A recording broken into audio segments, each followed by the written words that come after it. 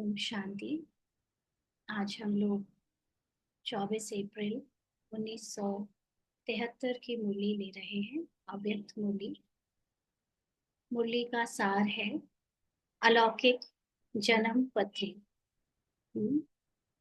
शरीर के जन्म के साथ कई लोगों के घरों में जन्म पत्री बन जाती है शरीर के भविष्य की, मानव रोल के लिए। लेकिन यहाँ पर जब हमको अपने आत्मा का सत्य परिचय होता है तो आत्मा के अनुभव से जो हमारा नया जन्म होता है उसकी जन्म पत्री के बारे में बाबा आज बात करेंगे। तो ज्ञान के सागर, सर्व महान, श्रेष्ठ मत के दाता, कर्मों की रेखाओं के ज्ञाता, सर्व आत्माओं के पिता शिव बोले, इस समय सभी मास्टर सर्वशक्तिवान स्वरूप में स्थित हो। अपनी चेकिंग कर लें जल्दी जल्दी। सभी अपने को साक्षी, दृष्टा, मास्टर, सर्वशक्तिवान स्वरूप की स्थिति में सभी ने बैठा लिया है। शरीर से न्यारे हो गए, रोल के मन बुद्धि संस्कार से न्यारे होकर बैठे हैं। पूछ रहे हैं बाबा, इस स्वमान को लिया है? मास्टर सर्वशक्तिवान, मास्टर सर्वशक्तिवान स्वमान बहुत बहुत जरूरी है याद रखना। बड़े बड़े काम हो जाते हैं स्वमान से। बड़े बड़े क्या, छोटे छोटे काम भी हो जाते हैं। हाँ, जहां पर भी हद की बुद्धि, हद के संस्कार और हद की बातें काम नहीं आती, वहां पर मैं मास्टर सर्वशक्तिवान हूँ, इस स्वमान को याद करके संकल्प में टिक जाओ, काम हो जाता है। इसलिए ये स्वमान सबको बिल्कुल याद रखना है, हर समय स्मृति में रखना है, आत्मा की स्मृति के साथ साथ। तो बाबा पूछ रहे हैं, इस स्वमान में स्थित हो, 1 सेकंड में अपने इस संपूर्ण स्टेज पर स्थित हो सकते हो। जब हम ये कहते हैं कि हम मास्टर सर्वशक्तिवान हैं, तो सब कॉन्शियस माइंड में आत्मा के जो 84 जन्म हैं, यानी आत्मा के, नहीं कहेंगे, आत्मा के मन ने जो 84 जन्मों का पार्ट प्ले किया है, यानी प्ले होता हुआ आत्मा ने साक्षी होकर देखा है। क्योंकि ये कोई एक आ, बार की बात नहीं है कि शूटिंग हो रही है तो आत्मा उसमें रोल में एक्टिंग कर रही है। ये तो बनी बनाई शूटिंग अनादिकाल से चली आ रही है। शूटिंग भी नहीं है, शूटिंग कह लो चाहे रिकॉर्डिंग कह लो। वैसे तो रिकॉर्डिंग है, क्योंकि शूटिंग का तो मतलब होता है कि अभी उसमें आप कुछ बदल सकते हो। पर जब फिक्स्ड है सब कुछ, कुछ बदला नहीं जा सकता, तो वो रिकॉर्डिंग कहा जाएगा। तो आत्मा को जब हम अपने मन से, बुद्धि से मास्टर सर्वशक्तिवान का स्वमान देते हैं, तो उसमें जो संपूर्ण स्टेज है आत्मा की, जो साक्षी दृष्टा की सीट पर सेट है, जो कभी नहीं बदलती, उसका मन बदलता है लेकिन जो आत्मा स्थिर है बाबा के समान, वो संपूर्ण स्टेज, उस पे हम स्थित हो सकते हैं। तो जब मास्टर सर्वशक्तिवान कहा या याद किया, तो बाबा ने पूछा कि आप अपने संपूर्ण स्थिति में 1 मिनट में स्थित हो सकते हो, या ये सोचोगे कि बाबा पुरुषार्थ तो चल रहा है, बन जाएंगे कभी ना कभी संपूर्ण। अब तो ये हाल नहीं है ना। अब तो सबको निश्चय हो गया कि हम अपने मूल स्वरूप में, मूल स्वभाव में संपूर्ण हैं ही। ये तो आत्मा का मन है जो रोल में बदलता हुआ दिखता है कि उसके अंदर कमजोरी है, कमियां हैं। तो इस रूहानी ड्रिल के अभ्यासी बने हो, तो जो आत्मा कंप्लीट है, एब्सोल्यूट है, कभी नहीं बदलती, जिसकी संपूर्णता उसका सत्य है, उस आत्मा में 1 सेकंड में स्थित होने के अभ्यासी बने हो। पूछ रहे हैं बाबा, 1 सेकंड में जिस स्थिति में अपने को स्थित करना चाहो उसमें स्थित कर सकते हो। बहुत बहुत हलचल का पार्ट आ रहा है, संकल्पों में, कर्मों में और बोल में भी कुछ भी हलचल का हो गया, बाहर से परिस्थिति भी आए। लेकिन अगर मेरा मन है मुझे 1 सेकंड में अपने एब्सोल्यूट साइलेंस में स्थित होना है, डेड साइलेंस, स्वीट साइलेंस में स्थित होना है, तो हो सकते हो। जिस स्थिति में स्थित होना चाहो हो सकते हो, बाबा पूछ रहे हैं। जितना समय और जिस समय चाहे तभी स्थित हो जाओ। इसमें अभ्यासी हो कि अभी तक भी प्रकृति द्वारा बनी हुई परिस्थितियां अवस्था को अपनी तरफ कुछ ना कुछ आकर्षित कर लेती हैं। हम्म जो हमारा अभ्यास चल रहा है उसमें अभी तक तो हम लोगों ने ये समझा कि जब मन सुमन हो जाएगा, जब संकल्प संस्कार एकदम पवित्र हो जाएंगे, तब हम संपूर्ण बनेंगे। तो बाबा जब ड्रिल करने को बोलता था तो बहुत मेहनत से हम बुद्धि के द्वारा पहले ये संस्कारों से, संकल्पों से अपने को डिटैच करने की कोशिश करते थे, या संकल्पों को रोकने की एक्चुअली कोशिश करते थे कि रुक जाए, संकल्प आए ही ना। और फिर वो बहुत बहुत दूर परम धाम जाते थे बुद्धि से। तो वो एक सेकंड का काम तो नहीं था, है ना। लेकिन अभी जब हमको बाबा ने बेहतर पुरुषार्थ करना सिखा दिया, या हम एडवांस स्टेज में आ गए, तो क्या अब हमको ये अभ्यास हमारा हो गया है नेचुरल, कि हम जब चाहे जिस समय चाहे ये जो संकल्पों का या कर्मों का हिसाब किताब का तूफान, प्रकृति का या परिस्थिति का कोई भी तूफान अगर आ भी रहा हो, तो भी मैं उससे अपने को न्यारी कर लूं। उसको रोकना नहीं है, रोकने वाली स्टेज ओवर हो गई है। पहले रोकते थे कि रुक जाए, परिस्थिति बदल जाए, मेरे संकल्प बदल जाए, मैं शुभ भावना शुभ कामना देकर साकाश देकर कैसे भी सब कुछ ठीक कर दूं। लेकिन अब हमारी वो स्टेज नहीं है, हम समझ चुके हैं कि वो धोखा था। हम्म शुभ भावना शुभ कामना और परिस्थिति को बदल लेना, साकाश के द्वारा ये सोचना अधूरा ज्ञान था। एक्चुअली में परिस्थिति, प्रकृति, हिसाब किताब, कर्म, बोल, संकल्प सब ड्रामा अनुसार एकदम फिक्स्ड है। उसमें हम कुछ भी नहीं कर सकते, कुछ भी नहीं कर सकते।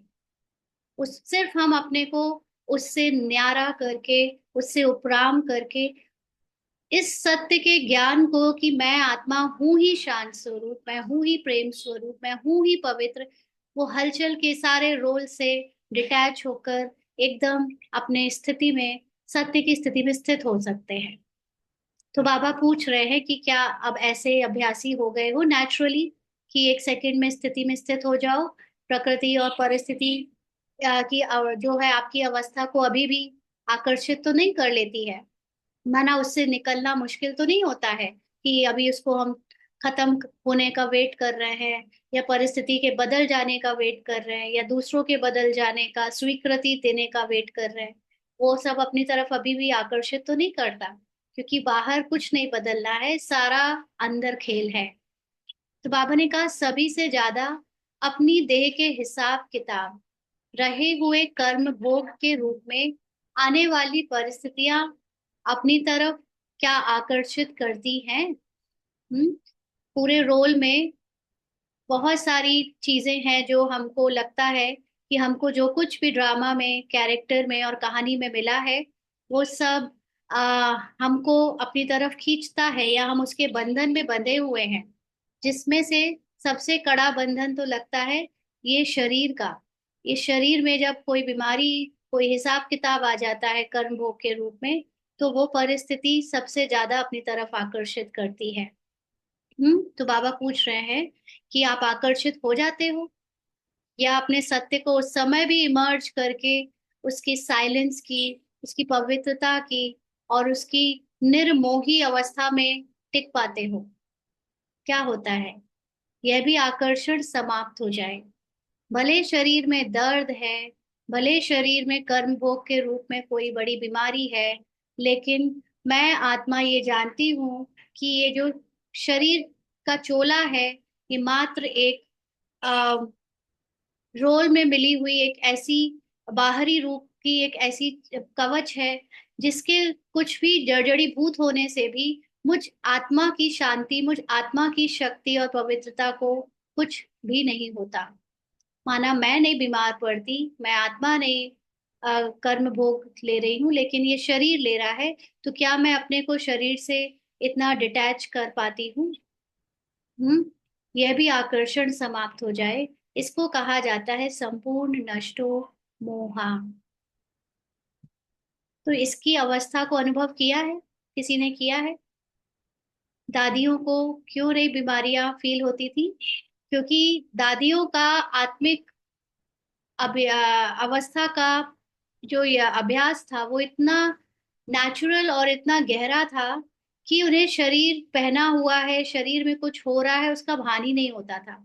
जैसे आपने देखा होगा, एक छोटे से पवित्र बच्चा होता है, 2 महीने 3 महीने 4 महीने का, तो उस बच्चे के मुख से लाड़ भी गिरती रहती है, उसके हाँ चेहरे पर कहीं मक्खी भी बैठ रही है, कहीं कुछ कुछ हो रहा है, तो भी उसको पता नहीं चलता, उसको शरीर का भान नहीं रहता। उसको जब इंजेक्शन लगाया जाता है तो सिर्फ उतने सेकंड का उसको जरूर भान होता है, लेकिन वो आगे और पीछे उसके दर्द को लेकर करारता नहीं रहता कि हाय मुझे आज इंजेक्शन लगाया, क्यों लगाया, या ये ऐसा और वैसा करके वो करे। जस्ट प्रेजेंट में जीता है। जिस समय दर्द हुआ तो नेचुरली उसके अंदर से जो इमोशंस रिएक्शन के रूप में निकलने होते हैं वो निकल जाते हैं, लेकिन फिर वो उसकी चिंता नहीं करता, उसके बारे में सोचता नहीं, वो फिर खेलने लगता है, फिर मुस्कुराने लगता है, फिर हंसने लगता है। ये नहीं सोचता कि कब तक इंजेक्शन लगेंगे, वैक्सीनेशन होती रहेगी, है ना, ये सब नहीं सोचता। ऐसे ही क्या हमारे अंदर भी वो पवित्रता आई है, वो न्यारापन, डिटैचमेंट आया है शरीर शरीर के आकर्षण और शरीर के भान से, जिसको कहेंगे संपूर्ण नष्टो मोहा। क्योंकि हम लोग जो पुरुषार्थ कर रहे हैं उसमें काफी हद तक बाहर की परिस्थितियों से डिटैच हो गए, संबंधियों से डिटैच हो गए, और भी सेवाओं से, अलौकिक ये जो ब्राह्मण जीवन की पहचान है उससे भी डिटैच होना सीख लिया या सीख रहे हैं। लेकिन सबसे ज्यादा प्रॉब्लम या परीक्षा तब होती है जब शरीर में कोई कड़ा हिसाब किताब या कर्म भोग आता है। तो ये हिसाब किताब और ये कर्म भोग भी क्या है? कभी सोचा ये क्या है? हिसाब किताब क्या होता है, कर्म भोग क्या होता है? पास्ट 63 जन्मों में हम लोगों ने अपने को शरीर समझा, यानी इस मन ने शरीर से जो अपनी पहचानें बनाई, तो उस पहचान को 63 जन्म तक रिपीट करते करते करते करते अलग अलग रूप में उसने जो भी आ, वो शरीर का आभास अपने अंदर सबकॉन्शियस माइंड में जमा कर लिया, उसी के उसी को भुलाने के लिए, उसको उससे निकालने के लिए ये लास्ट जन्म में कर्म भोग के रूप में हमें हमारे सामने आते हैं, जिसको बाबा कहता है हिसाब किताब चुकतू करना। माना आपने शरीर समझकर 63 जन्म जो हिसाब बनाया, अब अपनी किताब उसको बंद करने के लिए, ये चुकतू होने के लिए निकल रहा है। तो जब वो आए तो आप उससे अपने को अलग समझो, मैं आत्मा उस शरीर से अब उतना कंप्लीटली डिटैच्ड हूँ। क्योंकि 63 जन्म तो हमको पुरुषार्थ नहीं करना है, 63 जन्म हमने शरीर जरूर समझा, लेकिन संगम युग की ये इतनी महान विशेषता है कि 63 जन्म का सारा हिसाब किताब, देह अभिमान पहचान, झूठी आइडेंटिटी मात्र कुछ वर्ष के अंदर ही हमको बदलनी है और बदल जाती भी है। तो ये संगम युग में इस समय का जो बाबा कहता है तुम्हारे पास खजाना है, इस खजाने को यूज करो। तो जब भी कोई हिसाब किताब बीमारी और परिस्थिति के रूप में आता है, तो उस समय हम उसको सफल करें, अब उससे न्यारे होकर अपने सत्य में टिके कि आत्मा बीमार नहीं पड़ती, आत्मा का हिसाब किताब नहीं है, आत्मा को दर्द नहीं होता, आत्मा को कोई फर्क नहीं पड़ता, ये सब जो हो रहा है वो शरीर और शरीर की पहचान को हो रहा है या मन को हो रहा है। तो हम उससे अपने ध्यान हटाकर अपने मोह को या अपने मन को बाबा पे लगा लेते हैं, तो उसको कहते हैं संपूर्ण नष्टो मोहा। तो ऐसे नष्टो मोहा होते होते कंप्लीटली फिर नष्टो मोहा हो जाते हैं। तो दादियों का, बाबा का आखिरी पेपर शरीर का ही रहा ना, बाकी के हिसाब किताब तो चुकतू कर लिए, लेकिन हम सबके लिए भी एक शरीर का और पेपर जरूर देना पड़ता है, क्योंकि वही आखिरी पेपर है। क्योंकि शरीर सबसे ज्यादा चिपका हुआ है, बाकी चीजों से तो आसक्ति निकल भी आती है। जैसे कोई बूढ़ा होता है धीरे धीरे, तो उसके घर वाले, उसके मित्र संबंधी धीरे धीरे शरीर छोड़ते जाते हैं, उसको पता चलने लगता है कि अब मुझे मेरी उम्र ज्यादा रह नहीं गई है, जाना है। तो मन ही मन वो अपने को तैयार करके यहाँ से अपना मोह समेट लेता है। तो उसके लिए वो बड़ी बात नहीं होती। धन से भी छुटा सकता है, साधनों से भी छुटा सकता है, क्योंकि अब ना खा सकता है ना वो साधनों को एंजॉय कर सकता है। तो वो शरीर के साथ हो जाता है, छूट जाता है टाइम के साथ।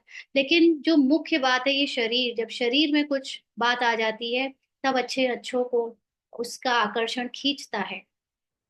तो बाबा ने कहा, जिस वस्तु से मोह अर्थात लगन होती है, वह अपनी तरफ बार बार आकर्षित करती है।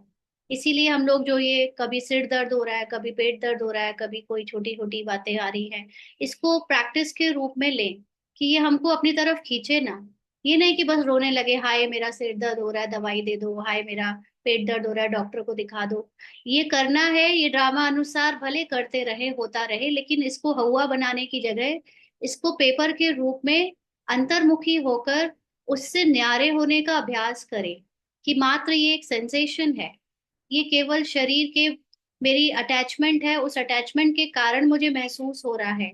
और वहां से अपना ध्यान हटाकर अपने सत्य में स्थित कर ले। तो जब आप देखेंगे कि आपका ध्यान वहां से हट गया है, सत्य में स्थित हो गया है, तो वो बीमारी बिना डॉक्टर के, बिना दवाई के ठीक हो जाती है। तो हमको ये अभ्यास अपने आत्मा की शक्ति से करके बीमारियों को ठीक करने में लगाना है, ना कि हर बार दवाई लेकर उसको खत्म करें और आत्माभिमानी स्थिति का अभ्यास ही ना कर पाए। क्योंकि ये पेपर अभ्यास के लिए मिल रहे हैं और हम उसको अभ्यास ना करें, ना कोई आपको पेपर दे इसको सॉल्व करो और हम उसको कचड़ा की तरह बॉल समझकर फेंक दें डस्टबिन में, तो इस तरह से वेस्ट नहीं करना। भले दवाइयां खा लेना जब सहन के बाहर हो जाए, जब बिल्कुल आप उसमें काम ना कर पाओ, तो भले दवाई खाओ, डॉक्टर को दिखाओ, बट जो छोटी छोटी छोटी चीजें होती हैं उनमें हवा बनाने की जगह उसको समझो वो आपकी प्रैक्टिस के लिए आ रहे हैं। उससे अपना ध्यान हटाकर अपने सत्य में स्थित करने की प्रैक्टिस जितना ज्यादा करेंगे, उतना हम नेचुरली उस बीमारी से, उस शरीर के जो लगाव है उससे न्यारे हो सकेंगे।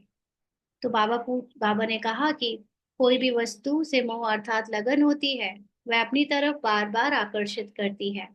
कोई भी देह की व देह की दुनिया की परिस्थिति स्थिति को हिला नहीं सके, इसी स्थिति का ही गायन गाया हुआ है।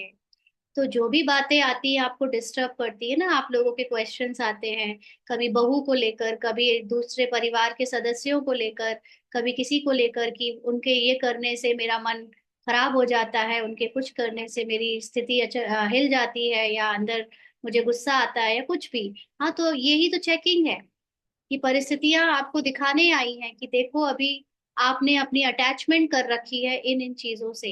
और सबसे बड़ी अटैचमेंट तो है ब्राह्मण जीवन की दिनचर्या से, ब्राह्मण जीवन की नियम मर्यादाओं से जो अटैचमेंट है, ऐसा नहीं तोड़ देना है।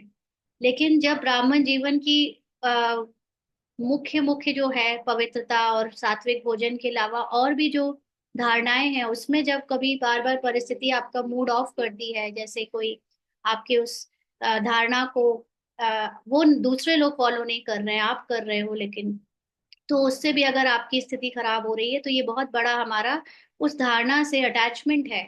और वो अगर धारणा से भी अटैचमेंट है जिससे हमारी स्थिति खराब हो रही है, माना हम आत्माभिमानी स्थिति में स्थित नहीं हो रहे हैं उस समय, हम बाबा की याद में नहीं है उस समय।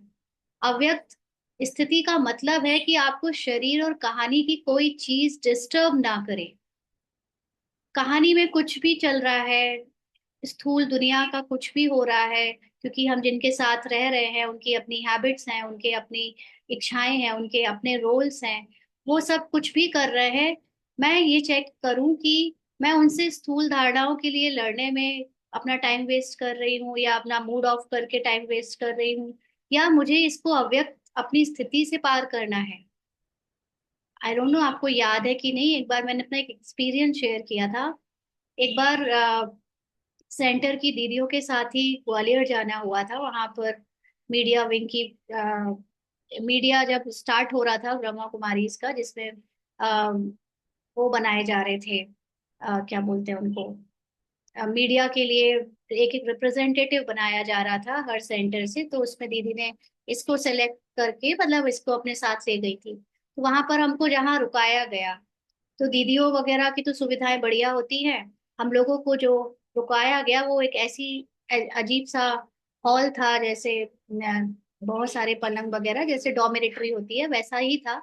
और उसमें जो कंबल रजाई जो भी पड़ा हुआ था, ऐसी ठंडी का मौसम था, तो वो कंबल बिल्कुल ऐसे लग रहे थे जैसे यूज्ड कंबल हैं, गंदे से लग रहे थे। अब क्या कर सकते भाई, वहां पर गए हैं, आपके लिए यही जो भी मिला है उसी को आपको करना है, अपना तो कुछ ले नहीं गए थे।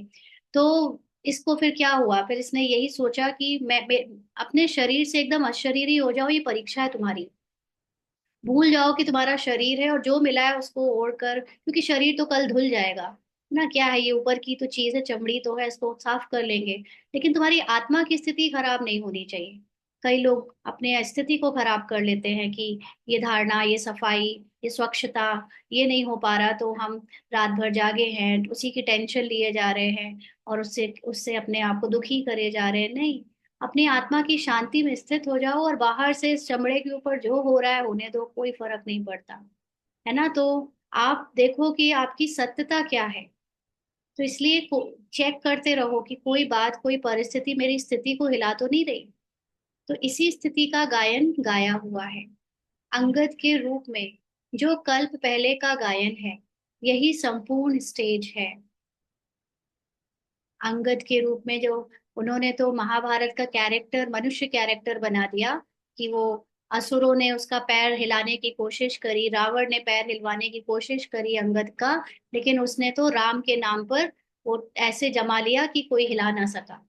तो हमारा भी राम का नाम या परमात्मा का नाम या अपनी आत्मा के सत्य का स्मृति जो है, वो इतना अंगद के समान अचल अडोल रहे कि ऊपर से कोई कितनी भी बार, कितना भी कोई आपको हिलाने की कोशिश करे, आपको अपनी उस अचल अडोल स्थिति से नीचे नहीं आना है। तो हम लोग कई बार क्या हिलते क्यों हैं, क्योंकि हम सोचते हैं कि जो परिस्थिति आई है वो परिस्थिति को बदला जा सकता था, उस व्यक्ति को सुधारा जा सकता था, या उस बात को चेंज किया जा सकता था। तो हमारा पूरा ध्यान परिस्थिति में चला जाता है, जबकि हम उस वक्त ये ड्रामा का ज्ञान भूल जाते हैं कि जो जैसा आया था आपको वैसा ही पेपर देना था। अगर कोई आपको गाली ही दे रहा था, या आपको गंदगी ही फेंक रहा था आपके ऊपर, या आपके लिए कुछ गलत ही कर रहा था, उसको वही करना था, उसको भगवान ने यही कहा था करने को, जाओ इसके साथ ऐसा करो। अब उसके बाद पेपर फिर हमारे मन में चलता है। एक्चुअली सारा एग्जामिनेशन इस मन में होता है। तो ये माया मन हमको बार बार वो सीन रिक्रिएट, रीमर्ज करती है, और उसका वेस्ट संकल्प करवाती है, जिसमें हम डिस्टर्ब हो जाते हैं। और हम इस संकल्प से अपने को अलग नहीं कर पाते, इन झूठी यादों से, जो कि एक पेपर के रूप में दिखाने के लिए आई थी, बट वो एक बार आई और चली भी गई। लेकिन हम क्या मतलब, ये जो माया है, माया मन को ये संकल्प बार बार दे रही, मेरे साथ ऐसा हुआ, मेरे साथ वैसा हुआ, उसने ये कहा, उसने वो कहा, उसने ऐसा कर दिया। ये जो मन है ना, ये मन सबसे बड़ा हमारा दुश्मन बन जाता है उस समय, माया के रूप में। तो उस समय ज्ञान, जो आत्मा सत्य है, वो अपनी लाइट उस पर फेंकती है कि ये तुम्हारा सत्य नहीं है, तुम्हारे अंदर जो चल रहा है यही तो माया है, इसको पहचानो। और जब ये आत्मा लाइट फेंकती है तो मुझे दिखना शुरू हो जाता है, ये मैं क्या सोच रही हूँ, कोई और तो बाहर है ही नहीं, जो है सब मेरे अंदर ही है, ये माया मेरे अंदर है। उसका तो वो पेपर ड्रामा ने उसको दिया था ये करने को, रोल, लेकिन मैंने इसको सत्य समझकर बार बार रीइमर्ज किया, बार बार प्रेजेंट बना लिया उसको। तो सबसे बड़ा दुश्मन तो मेरा ही मन हो गया। तो इसलिए जब आत्मा लाइट फेंकती है अपनी संपूर्णता की, अपने सत्य की, अपनी पवित्रता की, तो ये फिर धीरे धीरे माया मन अपनी जो झूठी चीज था वो रिक्रिएट नहीं कर पाता, शांत होना ही पड़ता है उसको। मैंने वहां से अपना ध्यान हटाया, अपने सत्य में टिकाया, फिर मेरा ध्यान इस सत्य में है, ना कि इस माया के झूठे संकल्प में, है ना। तो बाबा कहते हैं ऐसा अंगद बनना है। तो जो बुद्धि रूपी पांव को प्रकृति की परिस्थितियां हिला नहीं सके, ऐसे बने हो। हम्म, प्रकृति में सब कुछ आ जाता है, ये पूरा ड्रामा प्रकृति में है। चाहे वो दूसरे मनुष्यों के रूप में आए, चाहे वो शरीर की रूप में आए, चाहे वो सुख साधन धन के रूप में आए, कोई भी बात आती है, अगर हमारी बुद्धि से हम अपने सत्य में स्थित हैं तो इसका पांव कोई ना हिला सके। ऐसे बने हो, पूछ रहे बाबा। लक्ष्य तो यही है ना। अभी तक लक्ष्य और लक्षण में अंतर है। कल्प पहले के गायन, और वर्तमान प्रैक्टिकल जीवन में अंतर है। तो जिसकी महिमा, जिसका गायन है, कि जिसका कोई पैर नहीं हिला सकता अंगद के रूप में, अभी तक हमारे उस गायन का हम वो स्वरूप नहीं बने हैं। जो लक्ष्य है हमारा, उसका लक्षण अभी हमारे में नहीं आया है। तो इसका इसका जो युद्ध है वो अभी भी चल रहा है। लेकिन युद्ध में प्रॉब्लम नहीं है, युद्ध तो आखिरी तक होना है। लेकिन हम अभी अभी भी हम उस परिस्थिति से विचलित होते हुए, उससे अपनी पहचान और उसके संकल्पों में फंसते हुए दिख रहे हैं। ये अभी थोड़ा सा इसको बहुत जल्दी खत्म करना है। तो कल पहले के गायन और वर्तमान प्रैक्टिकल जीवन में अंतर है। इस अंतर को मिटाने के लिए तीव्र पुरुषार्थ की युक्ति कौन सी है, पूछ रहे हैं बाबा। जब युक्तियों को जानते भी हो फिर अंतर क्यों? क्या युक्ति है तीव्र पुरुषार्थ की, जल्दी बताओ। हम्म? बताएगा कोई? अनम्यूट करके बताएं। तीव्र पुरुषार्थ की फिर क्या युक्ति है? अभी अनम्यूट कर सकते हैं आप।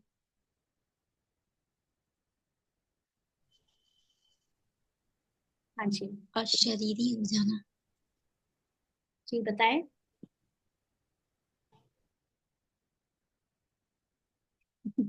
नहीं बताएंगे कोई? आत्मिक स्थिति है मेन तो। आत्मिक अवस्था, ओम आत्मिक। शांति। हाँ जी। आत्मिक स्थिति साक्षी। है। हाँ, जैसे आत्मिक बाबा अवस्था के साथ के साथ। मूल्यों में बोला था बाबा ने। ज्वालामुखी योग भी बोल रहे हैं। ये सब तो मोटे मोटे शब्द हैं, ज्वालामुखी योग, ये आत्मिक अवस्था। इसको आपने सूक्ष्म में प्रैक्टिस में क्या लाया है? क्या प्रैक्टिस कर रहे हो? ये सब तो बहुत सालों से चल रहा है, ये ज्वालामुखी योग, ज्वालामुखी योग। अभी उसको थोड़ा सा किनारे करके जरा हम उसको प्रैक्टिकल वे में बताएं, हम क्या कर रहे हैं तीव्र पुरुषार्थ के नाम पर। साक्षी दृष्टा होकर अपने सत्य स्वरूप में टिकना, पाठ से न्यारे होते जाना, है ना। ये है तीव्र पुरुषार्थ। चलते फिरते हर कर्म करते बाबा को अपना सच्चा सच्चा चार्ट देना, ड्रामा को याद रखना, एकदम ड्रामा के पट्टे पर फिट रहना कि मेरे द्वारा भी जो पार्ट में बोला जा रहा है, करा जा रहा है, सोचा जा रहा है, ये सब कुछ ड्रामा की कहानी की किरदार कर रही है। ये मैं नहीं हूँ, है ना। ये रूपाली मैं नहीं हूँ, ये बीके रूपाली मैं नहीं हूँ। मैं आत्मा इस रूपाली और रूपाली की कहानी से बिल्कुल अलग हूँ, बिल्कुल न्यारी हूँ। रूपाली की कहानी में कुछ भी चल रहा है उससे मुझे आत्मा का कोई लेना देना नहीं है, ना। एकदम इतना डिटैच रहना, तो इससे तीव्र पुरुषार्थ होता है। तो बाबा ने कहा कि इस अंतर को मिटाने के लिए तीव्र पुरुषार्थ की युक्ति कौन सी है? जब युक्तियों को जानते भी हो तो फिर अंतर क्यों? क्या नेत्र नहीं है? कौन सा नेत्र? तीसरा नेत्र, ज्ञान का नेत्र। हाँ, तो अनुभव से, फीलिंग से, संकल्पों से, इनसे भी परे हो जाना। कल एक फर्स्ट ह्यूमनॉइड रोबोट का इंटरव्यू देख रही थी। तो उस रोबोट से उसका इंटरव्यू में जो क्वेश्चन पूछने वाला था वो कहता है कि आपको कैसा फील होता है दूसरे रोबोट्स को देखकर या हम ह्यूमंस को देखकर, ऐसे उसने कुछ क्वेश्चन पूछा। तो वो ह्यूमनॉइड रोबोट कहता है, I don't have any feeling like you. मैं तुम्हारे जैसा, मनुष्यों की तरह हम नहीं सोचते ना, हमारे अंदर आपके जैसे इमोशंस है ना फीलिंग्स हैं। तो आप देखो कि हमारे अंदर भी अभी ये फीलिंग्स, ये इमोशंस, ये जो बार बार आ रहे हैं, लाइक आप में से किसी ने पूछा कि हमारे यहाँ धारणाओं में जब दूसरे लोग कोऑपरेट नहीं करते, माना कोई मान लीजिए बिना नहाए आपका खाना छू रहा है, या कोई अपवित्र जो ब्रह्मचर्य की धारणा नहीं कर रहा है वो आपकी किसी चीज को कर रहा है, या घर में किचन में आपके कोई चीज में हाथ लगा रहा है, तो ये सब क्या है? आपके अंदर क्या इमोशंस जागे? क्रोध के, हाँ, घृणा के, वो कैसे कर लिया, ये सब। तो ये क्या हमारी सत्यता है? क्या ये घृणा, क्या हम ये अपवित्रता का भाव, ये दूसरों को नीचा देखना, ये सब क्या हमारी ट्रू नेचर है आत्मा की?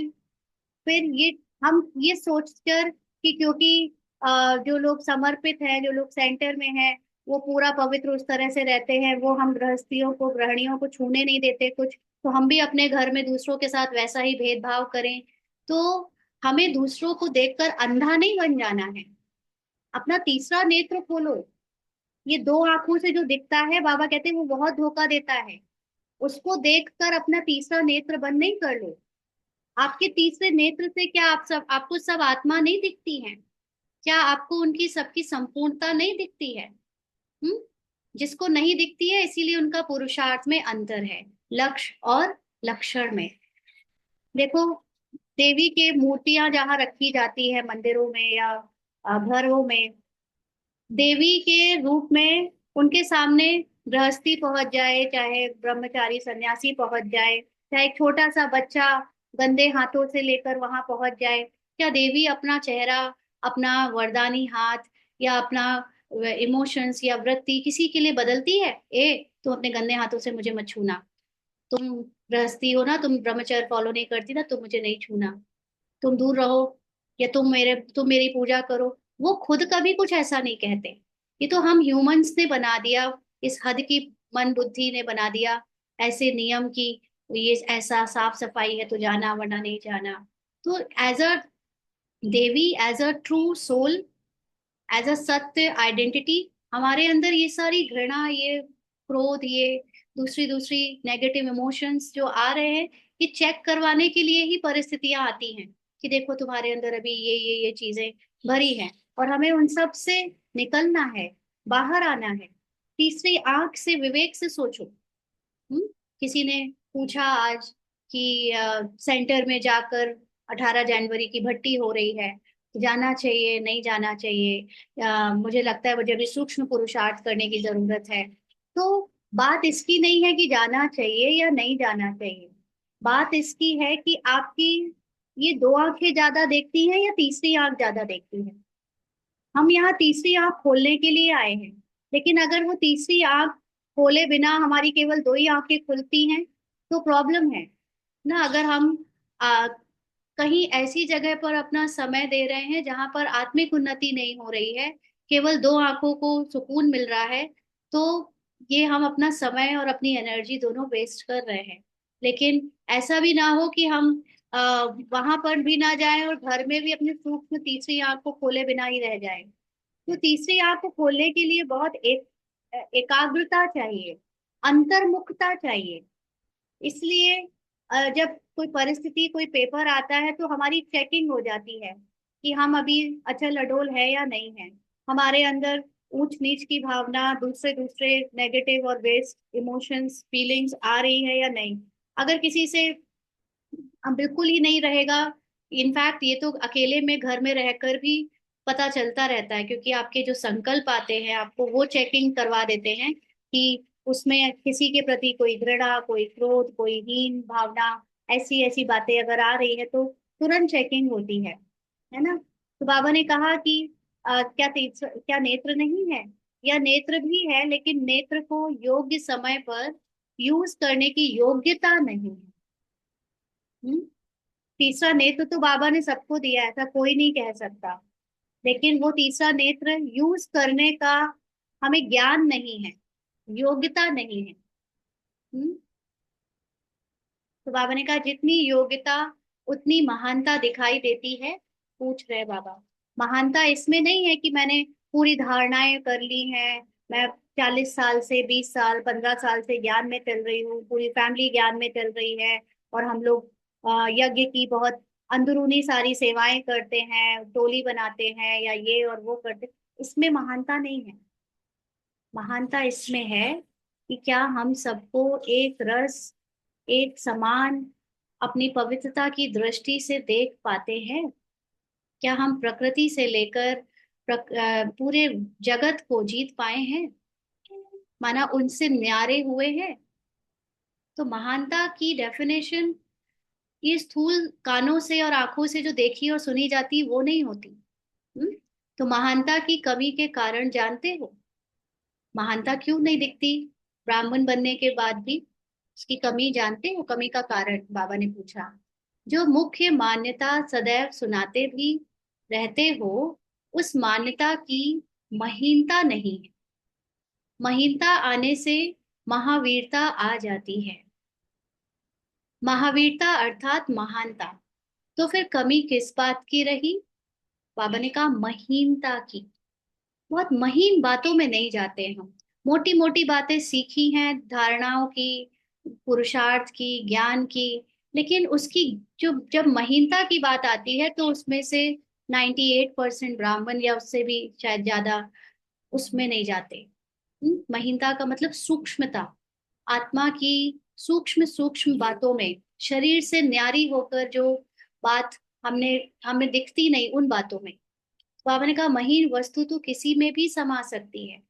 ये जो स्थूल धारणाएं हम सब करते हैं वो तो भक्ति में हमसे भी अच्छा कर लेते हैं लोग, लेकिन हम यहाँ स्थूल धारणाओं के लिए नहीं, हम सूक्ष्म धारणाओं के लिए आए हैं, है ना। तो बिना महीनता के कोई भी वस्तु जहाँ जैसा समाना चाहे वैसे समा नहीं सकती। माना जब तक आपकी सूक्ष्म धारणाएं नहीं है, आप पूरे विश्व की परिस्थितियों की सबकी बातों को समा नहीं सकते। समाने का मतलब है एज इट इज उनको स्वीकार कर लेना बड़े प्यार से, और उनके बारे में ना सोचना, ना राय देना, ना बदलने की कोशिश करना। एज इट इज सबको स्वीकार करना। तो जब तक आप खुद सूक्ष्म रूप से इतने योग्य नहीं बने हो, तब तक आप सबकी बातों को, हर चीज, हर तरह की चीज को समा नहीं सकते। आज जैसे ऐसी कुछ बात हुई है, अब लौकिक बेटा है तो ठंड चल रही है तो वो कभी कभी एक दिन नहाता है, दूसरे दिन नहीं नहाता। पहले ये थी तो उसको डांट डांट के किसी भी तरह नहला लेती थी। शरीर भी छोटा था तो मान जाता था वो। अब शरीर बड़ा भी हो गया है और अब आत्मा की स्थिति भी पहले से बेहतर है, तो अब ये किसी के पीछे कुछ भी नहीं पड़ती, कुछ भी किसी से कराने के पीछे नहीं पड़ती। घर के बाकी के लोग बाथरूम जाने के बाद नहीं नहाते, हम करते हैं लेकिन सब नहीं करते। तो इन सब चीजों में नहीं जाती। तो आज इसको कोई कह रहा था कि पहले तो तुम इतना उस पे शोर मचा देती थी या इतना रिएक्ट कर जाती थी, अब बड़ा अचंभा लग रहा है कि अब तुम्हें कोई फर्क नहीं पड़ता। तो क्या हो गया है? तो किसी को क्या बताएं क्या हो गया है? हम्म? मुझे आत्मा का क्या बिगाड़ लेगा? कोई शरीर का किरदार कुछ कर रहा है या नहीं कर रहा है? मेरी शांति कोई छीन सकता है क्या? मुझे तो शांति में स्थित हूँ। बाकी ड्रामा में हर एक की कहानी पहले से फिक्स्ड है, लिखी हुई है। मुझे अब उस कहानी को बदलने में कोई शौक नहीं है। अगर किसी को करना होगा कुछ तो करेगा, नहीं करना होगा तो नहीं करेगा, है ना। तो संभाल लिया, सबकी जैसी जो चीजें हैं सबको संभालो। कोई ऐसा क्यों नहीं है, कोई वैसा क्यों नहीं है, कोई ऐसा क्यों है, इसी में हम डूबे रहते हैं। तो बाबा कहता है जितनी जो वस्तु महीन होती है उतनी माननीय होती है, पावरफुल होती है। तो हमारा पुरुषार्थ जितना महीन, जितना सूक्ष्म होता जाएगा, उतना ही हम पहले तो खुद को स्वमान दे पाएंगे। फिर खुद को देते ही हैं, ऑब्वियस है। सूक्ष्मता में हम अपने को स्वमान देते हैं तभी हम सूक्ष्मता में हैं। तो हम दूसरों को भी मान दे पाते हैं। और जब दूसरों को मान दे पाते हैं तो वो भी हमको मान दे पाते हैं, माना हम माननीय बनते हैं और उतने ही पावरफुल होते हैं। तो अपने आप से पूछो कि पहली मान्यता व सर्व मान्यताओं में श्रेष्ठ मान्यता कौन सी है? सबसे पहली, सारी मान्यताओं में पहली मान्यता और सबसे श्रेष्ठ मान्यता कौन सी है? श्रीमत ही आपकी मान्यता है। तो पहली मान्यता क्या है? हम्म श्रीमत, मोटा मोटा आंसर दे दिया सबने, लेकिन उस श्रीमत में पहली मान्यता क्या है? तो बाबा को बच्चों ने आंसर दिया, देह सहित सभी कुछ भूलना। अब ये पूरी कहानी देह की तो कहानी है ना। भूल जाओ कौन क्या कर रहा है, क्या खा रहा है, ये धारणा कर रहा है, वो नहीं कर रहा, वो छू रहा है, वो, मुझे कोई मतलब नहीं। मुझे सिर्फ अभी भी, क्योंकि जितना जितना आप अव्यक्त होते जाओगे ना, आपको पता ही नहीं चलेगा चारों तरफ क्या हो रहा है, कौन क्या कर रहा है। एकदम आप उड़े उड़े रहोगे इस शरीर, इस कहानी में आप रहोगे नहीं अंदर। जो अभी हम डूब जा रहे हैं वो डूबना बिल्कुल बंद हो जाएगा, हम बस तैरते रहेंगे, ऊपर ही ऊपर तैरते रहेंगे। तो बच्चों ने तो ये आंसर दिया कि देह सहित सभी कुछ भूलना। छोड़ो या भूलो, भूलना भी छोड़ना है ना। भूलना, भूलना भी छोड़ना है। क्योंकि हमारे चीजों में हमें जब कुछ याद आ जाता है तो ही वो हमारे अंदर होता है।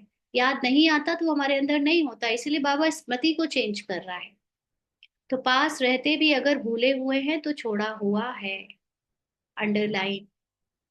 अगर कुछ हमारे अंदर कमी कमजोरियां हैं और वो पास रहते हुए भी हमें वो भूल गई हैं, मतलब हमें वो हमारे से होते हुए भी हमने उनको देखा नहीं, उसमें अपना ध्यान नहीं दिया, तो मतलब वो छूट गया, छोड़ा हुआ समझो उसको। अक्सर करके जैसे हम क्रोध करते हैं, लोभ करते हैं, कोई भी काम कमी है, वो हमें अगर दिखती है और हमें वो दिखने के बाद बार बार सूक्ष्म रूप में परेशान करती है, तो माना हमने उसको पकड़ के रखा हुआ है। अच्छा, हम में और बाहर वालों में यही अंतर है। हमने ऐसे ही आज अभी अभी जस्ट ऑब्जर्वेशन में याद आया कि जैसे इसको अपने लौकिक फैमिली में सबसे ज्यादा सेल्फ रिफ्लेक्शन की आदत है, थी भी, अभी भी है, कि अपने आप को, गलती को तुरंत रियलाइज करना, उस पे भूल को पश्चाताप में करते रहना, ये पहले की आदत थी, बाकियों को नहीं थी। बाकी लोग भी खूब गलतियां करते थे, बाकी लोग भी सब जैसे भी उनका नेचर था, लेकिन वो लोग अपनी गलती को ना तो कभी पकड़ते थे, ना वो उसको बड़ी बात समझते थे और ना उस पर बात करते थे। लेकिन इसके पार्ट में इसकी गलती, इसकी छोटी, हर छोटी बड़ी बात को पकड़ा जाता है, हर छोटी बड़ी बात को डिस्कस किया जाता है, और किसी की नहीं किया जाता। क्यों? क्योंकि इस ये खुद करती है। तो हमने उसको जब स्मृति में रखा हुआ है, तो इसलिए दूसरे उसको पकड़ के बैठे हैं, तो वो जब करते हुए दिखते हैं तो एक्चुअली वो कोई कर नहीं रहा, मुझे अपना स्वरूप दिख रहा है कि वो मेरे अंदर मुझे याद है। ये बहुत गहरी बात है कि हम लोग भी, अभी जैसे कल ही कुछ बात हुई, कल इसको किसी बात पे कुछ रिएक्शन इसने दिया, शब्दों में कुछ उसने थोड़ा सा कठिन कठोर शब्द भी यूज किए, लेकिन इसने जब यूज कर लिए तो पहली बार इसको कल उन शब्दों का रियलाइजेशन नहीं हुआ कि इसने बोल दिए। नहीं तो ये बोलती थी तो जस्ट पकड़ती थी, बाबा ये क्या बोल दिया, क्या निकल गया, और फिर उसका पश्चाताप, उसको भी सॉरी सॉरी, और फिर बाद में भी कि मुझे ऐसे नहीं बोलना चाहिए, ऐसा वैसा सब दुनिया भर का। हाँ, पकड़ पकड़ के रखा हुआ था। और कल ऐसा हुआ कि इसने साक्षी होकर इस रोल को, वो शब्द दोबारा से बोलते हुए देखा। बहुत अच्छे शब्द नहीं थे, लेकिन बोलते हुए देखा, लेकिन साक्षी होकर इसने देखा कि अब ये उसने उस पर कोई पश्चाताप ही नहीं किया। भूल गए तो भूल गए। तो इसने देखा कि जब वो छूट गया, तो वो जैसे आप भूल भी गए। मेन बात आप समझ रहे हो, रोल में जो कुछ हो रहा है वो स्क्रिप्ट अनुसार पहले से है। आपके अंदर अगर कोई कमी है, कमजोरी है, आप शब्द हैं, कुछ भी है, वो रोल ने दिया है आपको, और वो आपको यूज करवा कर निकल भी जाता है। लेकिन हम है कि हम उसको बुद्धि से पकड़े रहते हैं। अगर हम उसको रोल को जाने दे जैसे कि तैसे, तो जो उसी को समझो भूला, भूल गए तो मतलब छोड़ दिया, और हम उसको याद रखते हैं, माना हमारे अंदर अब तक वो है, पकड़ा हुआ है। तो बाबा ने आज ये बात क्लियर की है, भूलना भी गोया छोड़ना है। भूल जाओ जो जो सीन निकलते जा रहे हैं। छोटे बच्चे जब नए नए शब्द सीखते हैं, वोकैबलरी सीखते हैं, तो उल्टे सीधे शब्द भी पकड़ लेते हैं, लेकिन उनके लिए वो शब्द हुआ नहीं होते। हमारे लिए कितने बड़े हुआ होते हैं। तुमने ऐसे कैसे बोला, ये शब्द कैसे बोला, आगे से बोलना नहीं, उनको इतना सुना देते हैं हम लोग। और वो सोचता है क्या हो गया, क्या कहा मैंने ऐसे, क्या, क्यों मुझे इतनी डांट पड़ रही है उन्हें उसका कुछ पता ही नहीं है ना। उनको, उनके लिए वो जस्ट एक शब्द था, और हम लोग उसकी मीनिंग में और उसको इमेजिन करके और उसको इतना ऊपर से सोचते रहते हैं कि मेरा बेटा ऐसा हो गया, मेरे बच्चे ऐसे हो गए, इन्होंने मुझे ऐसा बोल दिया। जिसके मुख में जैसे सपोज करो गाली होती है, वो गाली बोलता रहता है, उसको कोई फर्क नहीं पड़ता, वो गाली की डिटेल में नहीं जाता, वो गाली की वो इमेजिनेशन में भी नहीं जाता। और हम लोग उसकी इमेजिनेशन में ऐसा कहा, इतना गंदा बोला, ये किया वो किया, कितना उसको लेकर बैठकर सोचते रहते हैं। तो माना वो संस्कार हमारे अंदर बना रहता है, लोगों को माइंड करने का, सुधारने का, या अपने अंदर फीलिंग लाने का। तो भूल गए, किसी ने कुछ दो शब्द गालियां बोल भी दी, हमारे द्वारा कुछ हो गया, भूल गए, माना छोड़ दिया, जाने दो, सीन निकलते जाने दो। बाबा ने कहा है ना कि ये सब पार हो जाएगा, जो बचे हुए हिसाब किताब है जैसी ओवर होंगे, आप अपनी आत्मा को याद करते रहो, करते रहो, करते रहो, ये आपका तमो प्रधान पार्ट अपने आप पूरा ओवर हो जाएगा, आप अपनी सतो प्रधान स्थिति में टिक जाओगे। हम्म।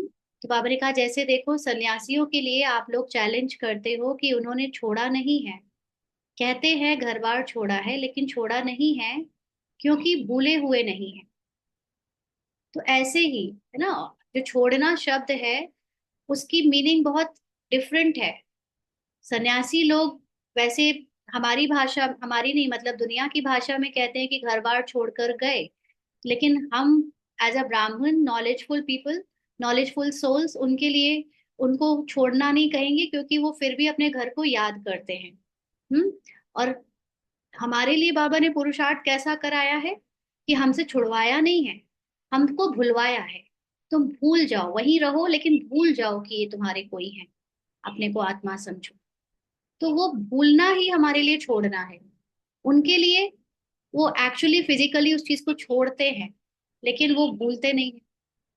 तो बाबा ने कहा ऐसे ही अगर सरकमस्टांसेस, प्रमाण बाहर बाहर के रूप से अगर छोड़ा भी, अर्थात किनारा भी किया, लेकिन मन से यदि भूले नहीं, तो क्या उसको छोड़ना कहेंगे? देखो, इसको ऐसे भी समझ सकते हैं, जैसे हम लौकिक में देखते हैं कि हमारे सरकमस्टांसेस ऐसे हैं, परिस्थितियां चारों तरफ, जो लोग ज्ञान में नहीं चलते, माना धारणा नहीं करते, तो वो लोग कुछ ऐसा करते हैं, लेकिन अगर हमने बुद्धि से उनसे किनारा कर लिया, माना उन पर ध्यान नहीं दिया, तो समझो हमने छोड़ दिया है, हमने फिर उनको अपनी बुद्धि में नहीं रखा, माना हमारे अंदर से हम उनसे न्यारे हो गए। लेकिन अगर हम उनसे दूर रहकर उनसे घर बार अलग कर ले और फिर भी उनको याद करते रहे बुद्धि से, भूले नहीं, तो इसको छोड़ना नहीं कहेंगे। तो बाबा जब कहता है कि बुद्धि से भूलो, तो ऑटोमेटिकली हम दूसरों की गलतियों को, दूसरों की कमी कमजोरियों को भूलते जाते हैं, माना उन पे ध्यान नहीं देते, तो वो छूटती जाती है। तो यहाँ छोड़ने का अर्थ क्या हुआ? मन से भूलना, है ना? कितनी सुंदर बात है, मन से भूलना। मन से तो आप भूले हो ना। हम्म? कोई भी धारणा की गलती हो भी जाए, तो दूसरे लोग तो फिजिकली छोड़कर बैठे हैं, लेकिन बार बार अपना उसका याद दिला रहे हैं कि हमने ये धारणा करी है, ये धारणा करी है, उसका अहंकार करते हैं। और हम अगर कुछ धारणा फिजिकली नहीं भी कर पाए, लेकिन भूले हुए हैं, हम उसको याद नहीं करते उन चीजों को, तो माना वो असली छोड़ना हो। हम्म? तो छोड़ा है ना, या अभी भी छोड़ना है, पूछ रहे हैं बाबा। अगर अभी तक भी कहेंगे कि छोड़ना है, तो फिर बहुत समय से छोड़ने वालों की लिस्ट से निकल अभी से छोड़ने वालों की लिस्ट में आ जाएंगे। अगर अभी भी ये सोच रहे हैं कि छोड़ना है, तो माना जो इतने सालों से छोड़ने वाले लिस्ट लिस्ट में जिनकी है कि ये कोशिश कर रहे हैं छोड़ने वाले, तो बाबा कहते हैं अभी से छोड़ने वालों की लिस्ट में आ जाएंगे। आगे पढ़ेंगे, फिर इसको समझेंगे, थोड़ी सी इस लाइन में कुछ कंफ्यूजन है। तो बाबा ने कहा जिन्होंने जब से मन से त्याग किया, अर्थात कोई भी देह के बंधन व देह के संबंध को एक सेकंड में त्याग कर दिया, उनकी वह तिथि, तारीख और वेला सभी ड्रामा में व बाप दादा के पास नोंदी हुई है। बहुत सुंदर बात है। कईयों को फिजिकली रोल में सब जो चीजें हैं वो बंधन से मुक्त होने वाली फिजिकली मिल जाती हैं बहुत इजीली, लेकिन वो बुद्धि से, उस मन से उन चीजों को याद करते रहते हैं। लेकिन बाबा ने कहा कि लेकिन जो लोग मन से जब इस शरीर और झूठे ड्रामा की बातों को त्याग देते हैं, अपने सत्य को याद रखते हैं, तो उनकी जो अंदर से मन से त्यागने वाली जो डेट है, जो टाइम है, वो वेला, वो तारीख ड्रामा में, वो एक्चुअल उनकी डेट है, और वो बाबा के पास नोंदी हुई है, और वही मैटर करती है। मैटर ये नहीं करता कि हमारे फिजिकली बंधन टूटे हैं या नहीं, मैटर ये करता है हमारे मन से, बुद्धि से, ड्रामा से बंधन टूटे हैं या नहीं। तो बाबा ने कहा जैसे आज कई लोग कहते हैं ना हम ज्ञान में बहुत लेट आए, या आप में से कई लोग कहते हैं कि हम ये ज्ञान हमको इतना लेट मिला, ये तो जब मिलना था तब मिला, लेकिन हम जब से ज्ञान में चल रहे हैं तब से हमने अपने मन से, बुद्धि से, ये जो फिजिकल ड्रामा है उसके बंधनों को त्यागा है या नहीं। फिजिकली कोई तोड़ कर नहीं जाने संबंध, लेकिन मन से उसका बंधन जो भी अभी तक फील करते आए, उसको तोड़ा है या नहीं। तो इसकी डेट मैटर करती है। बाबा ने कहा जैसे आजकल ज्योतिषी ज्योतिष विद्या को जानने वाले जन्म की तिथि और वेला के प्रमाण अपनी यथा योग्य नॉलेज के आधार से भविष्य जन्म पत्री बनाते हैं, उन्हों का भी आधार तिथि और वेला पर होता है। हम्म? वैसे यहाँ भी मर जीवा जन्म की तिथि वेला और स्थिति है। तो यहाँ कोई भी इसकी बात ही नहीं है कि मुझे पुरुषार्थ में लेट हो रहा है, कि मैं टाइम निकाल कर योग नहीं कर पा रही हूँ, मेरा चार्ट नहीं बन पा रहा है। इस सब से कोई फर्क नहीं पड़ता। आपके अंदर ये भाव कब आया कि आप इस ड्रामा से न्यारे सिर्फ एक आत्मा हो, किसी के आप कुछ नहीं, आप सिर्फ बाबा के समान अपने सत्य को, अपने सत्य की इस अचल अडोल अवस्था का भाव आपके अंदर कब से आए? ये जीते जी शरीर के भान से मर्जीवा जन्म की जो तिथि है, जो वेला है, उस पे ही हमारा भाग्य की जन्म पत्री बनती है, माना आत्मा की जन्म पत्री बनती है। बाकी रोल में हर एक का पुरुषार्थ जब डायरेक्टर ने फिक्स किया है, कौन कितने घंटे सोएगा, कितने घंटे योग करेगा, कौन सी धारणा फिजिकली करेगा, कौन सी सेवा करेगा, कौन सी नहीं करेगा, किसको गृहस्थी मिलेगा, किसको समर्पित मिलेगा, कौन भाषण देगा, कौन मनसा सेवा करेगा, ये सब कुछ तो फिक्स्ड है। तो इसमें हम कैसे कह सकते हैं कि जन्म पत्री बने, क्योंकि ये तो हमने किया ही नहीं कुछ। हम्म? हमारे लिए तो जब से हमें पता चला ज्ञान, तब से हम मर्जीवा हुए, कब से हुए उसकी तिथि वेला उस पर निर्भर करती है हमारे भविष्य की जन्म पत्री। तो बाबा कहते हैं वे लोग परिस्थिति को देखते हैं, किस परिस्थिति में पैदा हुआ। यहाँ उस वेला के समय स्थिति को देखा जाता है, ये नहीं देखा जाता कि हम ज्ञान में किस परिस्थिति की वजह से आए, लेकिन हम जब ज्ञान में आए तो हमारी स्थिति क्या है, शरीर के भान वाली या अपने आत्मा की कॉन्शियसनेस की। तो जन्मते ही किस स्थिति में रहे, जब से हम ज्ञान में आए हैं तब से हमारा ध्यान आत्मा में रहा है या रोल में रहा है, यानी रोल का अटैचमेंट है या आत्मा का अटैचमेंट है। उसी आधार पर यहाँ भी हर एक के भविष्य प्रारब्ध का आधार है। तो आप लोग भी इन तीन बातों की तिथि वेला और स्थिति को जानते हुए अपने संगम युग की प्रारब्ध व संगम युग की भविष्य स्थिति और भविष्य जन्म की प्रारब्ध अपने आप भी जान सकते हो। एक एक बात की प्राप्ति प्रैक्टिकल जीवन के साथ संबंधित है। अंडरलाइन, प्रैक्टिकल जीवन। सिर्फ ज्ञान सुनना, सुनाना, भाषण देना, इससे कुछ भी संबंध नहीं है हमारे भविष्य और संगम युग की भविष्य की स्थिति का और प्रारब्ध का। प्रैक्टिकल जीवन में हमने कितना उस स्मृति के साथ ये अपने आप को रखा है, इसी से हमारी प्रारब्ध और ये भाग्य बनता है। तो यह है ही अपने तकदीर को जानने का नेत्र, तीसरा नेत्र। इससे आप हर एक अपनी फाइनल स्टेज के नंबर को भी जान सकते हो। जैसे ज्योतिषी हस्तों की लकीर द्वारा किसी की भी जन्म पत्री को जान सकते हैं, वैसे आप लोग मास्टर त्रिकालदर्शी, त्रिनेत्री व ज्ञान स्वरूप अर्थात मास्टर नॉलेजफुल होने के नाते अपने मर्जीवा जीवन की प्रैक्टिकल कर्म रेखाओं से, संकल्पों की सूक्ष्म लकीरों से अगर संकल्प को चित्र में लाएंगे तो किस रूप में दिखावेंगे? बहुत गहरी गहरी बातें हैं। जैसे फिजिकल ज्योतिषी होते हैं ना, फिजिकल हाथ देखकर लकीरों के, उस हाथों की लकीरों से जन्म पत्री को जान जाते हैं, बताते हैं। तो ऐसे हम जब अपने मर्जीवा जन्म की, यानी जो हम आत्मा हैं, अपने उस साक्षी दृष्टा आत्मा की स्थिति में बैठकर, स्थित होकर मास्टर त्रिकालदर्शी का माना पूरे ड्रामा की रोल को एक साथ देखते हैं, क्योंकि बाबा ने हमें ज्ञान दिया है ना हमारे पूरे ड्रामा की स्क्रिप्ट का। तो उस नॉलेज के आधार पर, और त्रिनेत्री माना अपने थर्ड आई, जो कि तीसरा नेत्र विस्डम का है, ज्ञान का है, उन आंखों से, और ज्ञान स्वरूप मास्टर नॉलेजफुल होने के नाते जब से हमने अपने को पुराने जीवन से मारना शुरू किया है, हम सब अपने पुराने जीवन को खत्म करने के लिए, यानी बुद्धि से निकालने के लिए लगातार पुरुषार्थ करते आए हैं ना।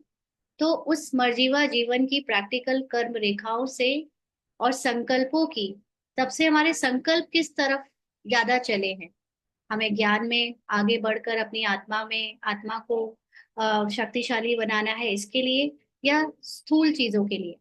तो संकल्पों की सूक्ष्म लकीरों से अगर संकल्प को चित्र में लाएंगे तो किस रूप में दिखावेंगे? अपने संकल्पों की लकीरों के आधार पर व कर्मों की रेखाओं के आधार पर अपनी जन्म पत्री को जान सकते हो कि संकल्प रूपी लकीरें सीधी अर्थात स्पष्ट है। ना अभी तक जब से हमारा ज्ञान से जन्म हुआ तब से अभी तक में हमारे रोल में भी संकल्प जो चलाए गए हैं, भले ही वो ड्रामा अनुसार है, बट क्योंकि ड्रामा में हमारा पद फिक्स्ड है तो वो फिक्स्ड पार्ट को जानने के लिए हम अपने संकल्पों की चेकिंग करें कि उन संकल्पों में आ, जो भी संकल्प आए हैं वो लकीरें उसकी सीधी और स्पष्ट है का मतलब हम अपने आत्मा के सत्य को जानने के लिए निरंतर आगे बढ़े हैं, या बीच बीच में, या हमें ड्रामा के अटैचमेंट्स ने हमारा रास्ता टेढ़ा मेढ़ा किया है। तो इससे हम देख सकते हैं अपने फ्यूचर का प्रारब्ध। तो कर्म की रेखाएं श्रेष्ठ अर्थात स्पष्ट है। कर्म करते समय जो हम डिसीजन लेते आए, जब जो चीजें परख कर आगे के लिए करते आए, उसमें भी हम देख सकते हैं कि हमारे अव्यक्त या इस अलौकिक जीवन की तरफ झुकाव ज्यादा था, ये स्मृति थी, या लौकिक जीवन और लौकिक ड्रामा की स्मृति ज्यादा थी। तो बाबा ने कहा एक तो यह चेक करो कि बहुत काल से स्थिति में वह संपर्क में श्रीमत के प्रमाण बिताया है। भले ही हमें ज्ञान बहुत डिटेल में नहीं था, बहुत ज्यादा जब तक समझ नहीं भी थी, लेकिन जितनी थी, जितना समझ आ रहा था उसमें पूरी ऑनेस्टी के साथ हमने अपने को आत्मा समझकर, जितना जैसा बाबा ने पुरुषार्थ बताया था, बिल्कुल ऑनेस्टी से हमने वो पुरुषार्थ किया। ऐसा समय बिल्कुल बिना वेस्ट किए बिताया। वो अलग बात है ड्रामा अनुसार हिसाब किताब जब जब आए तो समय वेस्ट हुआ, लेकिन जब जब हम ठीक हिसाब किताब से मुक्त रहे तब हमने बिल्कुल ट्रूली ऑनेस्टी के साथ अपना जो है अभ्यास जारी रखा। तो बाबा ने कहा यह है काल अर्थात समय को देखना। समय अर्थात वेला का प्रभाव भी जन्म पत्री पर बहुत होता है ना। जैसे स्कूल में जब बच्चे पैदा होते हैं तो कौन सी वेला में पैदा हुए उसका भी जन्म पत्री पर प्रभाव दिखता है। तो यहाँ भी समय अर्थात बहुत समय के हिसाब से संबंध रखता है। बहुत समय का मतलब यह नहीं कि स्थूल तारीख या वर्षों के हिसाब से नहीं, लेकिन जब से जन्म लिया, हमें कोई दादियों की तरह 80 साल पहले जन्म लेने की बात नहीं हमारे लिए। जब से अगर हमारा 1 महीने पहले, 6 महीने पहले, 5 साल पहले जन्म हुआ, यानी ज्ञान का बीज पड़ा, तब से बहुत समय की लगन हो, माना हमारा जो मैक्सिमम टाइम बीता हो वो बाबा के ज्ञान को समझने में, अपने सत्य के अभ्यास करने में, अपने आप को इस लगन में बिताया हो कि हमें अपनी इस अलौकिक जीवन को आगे बढ़ाना है। हम्म। तो बीच बीच में शरीर का कहानी भी बजती रही, इंटरफेरेंस होता रहा, हिसाब किताब आता रहा, उसमें हम कुछ नहीं कर सके, लेकिन जब जब हम कर सकते थे तब तक हमने लगन से किया। तो बाबा ने कहा सभी सब्जेक्ट में यथार्थ रूप से कहाँ तक, एक से,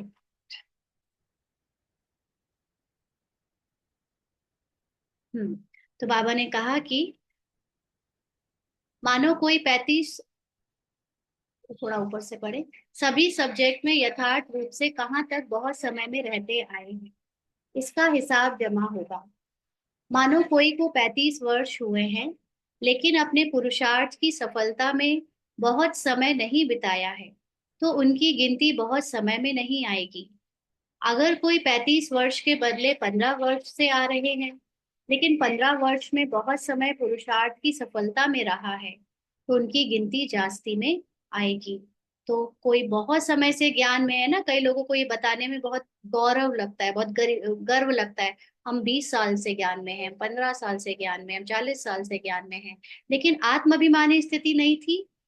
तो उनका जो टोटल है, उनकी आत्माभिमानी स्थिति ना होने का और कोई 15 साल से या 2 साल से या 5 साल से ज्ञान में है, लेकिन उसने ज्यादा से ज्यादा आत्माभिमानी स्थिति का अभ्यास करके रखा है, उसमें सफलता पाई है, तो उनकी गिनती जास्ती हो जाएगी। क्योंकि सारी वैल्यू है आत्म अभिमानी स्थिति की। पुरुषार्थ की सफलता का मतलब ही है सोल कॉन्शियसनेस। बहुत समय सफलता के आधार पर गिना जाता है, तो इससे नहीं गिना जाता हम 20 साल से 40 साल से ज्ञान में हैं ना। तभी कई लोग इसको कहते हैं ज्ञान आपके अंदर कितने दिन से है, ये बताओ, ये ना बताओ कि ज्ञान आप ज्ञान में कब से हो। तो ज्ञान आपके अंदर कब से है, इसका मतलब सिर्फ ये नहीं कि सुनाने वाला रट्टा वाला ज्ञान, लेकिन आपके अंदर उसका आत्माभिमानी स्टेज कब से है, वो है सफलता। उसके आधार पर गिना जाता है। तो वेला का आधार ही हुआ ना। बहुत समय के लगन में मगन रहने वालों को प्रारब्ध भी बहुत समय तक प्राप्त होती है। तो कोई अगर 2 महीने से भी ज्ञान में है, लेकिन कंप्लीटली 2 महीने में उसने ज्यादा से ज्यादा समय सोल कॉन्शियसनेस के साथ बिताया है, तो उसकी प्रारब्ध उस 35 वर्ष वाले से ज्यादा निकलेगी। तो अल्पकाल की सफलता वालों की अल्पकाल अर्थात 21 जन्मों में थोड़े जन्म की ही प्रारब्ध होती है। हम्म। बाकी साधारण प्रारब्ध माना, देखो 9 लाख में आना है, स्टार्टिंग में 9 लाख आ जाएंगे। 9 लाख सफिशियंट होते हैं, अच्छे खासे लोग होते हैं। ब्राह्मणों में अभी जितनी काउंटिंग है, तो ऐसे ही सुनाया जाता है 11 लाख 15 लाख ब्राह्मण हैं, है ना। तो उनमें से 9 लाख जो आ जाएंगे स्टार्टिंग में, तो वही सारे 21 जन्म वाले माने जाएंगे अगर। तो उस हिसाब से भी कोई बड़ी बात नहीं है 9 लाख में आना, लेकिन उसमें आपने राजा महाराजा या अच्छा पद कितना समय पाया, इसकी वैल्यू है ना। तो बाबा ने वही कहा कि 21 जन्मों में थोड़े जन्म की ही प्रारब्ध होती है, बाकी साधारण प्रारब्ध माना साधारण बने रहेंगे। इसीलिए ज्योतिष लोग भी वेला को महत्व देते हैं। बहुत काल से निर्विघ्न अर्थात कर्मों की रेखा क्लियर हो। निर्विघ्न का मतलब ये नहीं होता कि विघ्न नहीं आएंगे। निर्विघ्न का मतलब होता है कि मेरे अंदर जो भी हिसाब किताब शरीर का भान या जो दूसरी दूसरी पहचानों की बातें आई या बाहर से परिस्थितियों के रूप में आई, मैंने उनको अपनी आत्मा की स्थिति से या आत्मा के अभ्यास के लगन से पार कर लिया। उनको रुकने, उनकी वजह से मैं रुकी नहीं, मैंने अपना पुरुषार्थ नहीं छोड़ा। तो इसको कहेंगे बहुत काल से निर्विघ्न अर्थात कर्मों की रेखा क्लियर हो। उसका आधार जन्म पत्री पर होता है।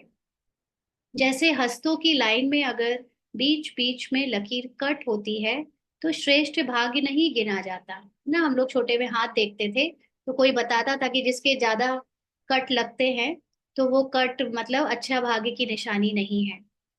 वॉइस ब्रेक हो रही है क्या, बाकियों को भी हो रही है? रिकॉर्डिंग में तो ठीक आती है, आप लोग बताओ। हम्म। अगर हो रही हो तो बताइए। तो बाबा ने कहा जैसे हाथों की रेखा में अगर कट लगे होते हैं, तो वो अच्छा भाग्य नहीं माना जाता। वैसे ही अगर यहाँ पर ज्ञान में चलते चलते किसी ने बीच बीच में देह भान में बहुत ज्यादा समय बर्बाद किया है, तो उसकी भी भाग्य की लाइन कमजोर हो जाती है। तो बाबा ने कहा वैसे ही यहाँ भी अगर बीच बीच में विघ्नों के कारण माना देह भान या ड्रामा की पहचान के कारण बाप से जुटी हुई बुद्धि की लाइन कट होती रहती है, वह क्लियर नहीं रहती है, तो बड़ी प्रारब्ध नहीं हो सकती। तो मम्मा, बाबा का पुरुषार्थ कैसा था?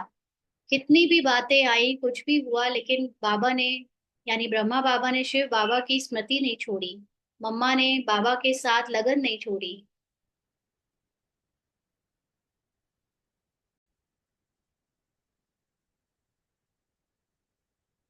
तो बाबा ने आगे कहा कि अगर बीच बीच में विघ्नों के कारण बाप से जुटी हुई बुद्धि की लाइन कट होती रहती है, वह क्लियर नहीं रहती, तो बड़ी प्रारब्ध नहीं हो सकती। तो जब से हमारा जन्म हुआ है, हम चेक कर सकते हैं कि हमने बाबा से कितने समय तक दूरी बनाई, ज्ञान से दूरी बनाई, है ना। तो हमारा कुछ भी बातें आई हो गई हो विघ्न आए हो, लेकिन हमने बाबा को नहीं छोड़ा, हमने ज्ञान को नहीं छोड़ा, हमने पुरुषार्थ नहीं छोड़ा। तो ये अगर हमारा कंटिन्यू रहा है, तो हमारी प्रारब्ध अच्छी बनती है। तो अभी अपने आप को जान सकेंगे कि हमारी जन्म पत्री क्या है, किस पद की प्राप्ति नोंद हुई है। जन्म पत्री में दशाएं भी देखते हैं, जैसे बृहस्पति की दशा रहती है, क्या बहुत समय बृहस्पति की दशा रहती है या बार बार दशा बदलती रहती है? कभी बृहस्पति की, कभी राहु की। तो सबसे अच्छी दशा कहते हैं बृहस्पति की, और फिर राहु, शनि, ये सब लोअर उसमें जाते हैं। तो बाबा ने कहा आपकी भी ज्ञान में बृहस्पति की दशा रहती है। बृहस्पति का मतलब होता है ज्ञान युक्त अवस्था। भले परिस्थितियां बहुत आई, हिसाब किताब के कारण मन बुद्धि में हलचल भी बहुत आई, लेकिन मेरे अंदर ज्ञान युक्त अवस्था अगर रही है तो उसको कहेंगे बृहस्पति की अवस्था, दशा। और अगर मेरे अंदर ज्ञान बुलाकर बिल्कुल बेवकूफों जैसी, जैसे पहले थे वैसी देह भान की अवस्था होती रही है, तो उसको राहु की दशा कहेंगे। तो बाबा ने कहा अगर बार बार बदलती है अर्थात निर्विघ्न नहीं है, तो प्रारब्ध भी बहुत समय के लिए निर्विघ्न राज्य में नहीं पा सकते, है ना। फिर 21 जन्मों में हमारा कम समय का पार्ट बचता है। तो यह दशाएं चेक करो कि शुरू से लेकर अभी तक कौन सी दशा रही है। जन्म पत्री में राशि देखते हैं। यहाँ कौन सी राशि है? बाबा ने पूछा। यहाँ 3 राशि हैं। एक है महारथी की राशि, ना, राशि कहते हैं कि ये राशि सबसे अच्छी होती है। तो ऐसे ही यहाँ पर अलौकिक राशि हैं 3। कौन कौन सी? बाबा ने बताया एक है महारथी की राशि, दूसरे है घुड़सवारी की, और तीसरी है प्यादे की। इन तीनों में से अपनी राशि को भी देखो कि शुरू से अर्थात जन्म से ही पुरुषार्थ की राशि महारथी की रही। महारथी का मतलब महान रथी, रथी माना आत्मा। तो मैंने शुरू से ही जब से जन्म लिया है ज्ञान में, तब से मैंने अपने को महान आत्मा समझा, या मैं अपने को घुड़सवार माना, कमजोर पुरुषार्थी, या प्यादों की तरह बिल्कुल ना के बराबर पुरुषार्थी समझती रही? क्या समझा है मैंने अपने को, वो अलग बात है, ज्ञान कितना समझ में आ रहा था या नहीं आ रहा था, लेकिन बाबा ने तो ये फर्स्ट जन्म से, यानी स्टार्टिंग से ही हमको बता दिया था, ये स्वमान दे दिया था कि तुम एक महान आत्मा हो। तो मुझे अपनी महानता की स्मृति रही।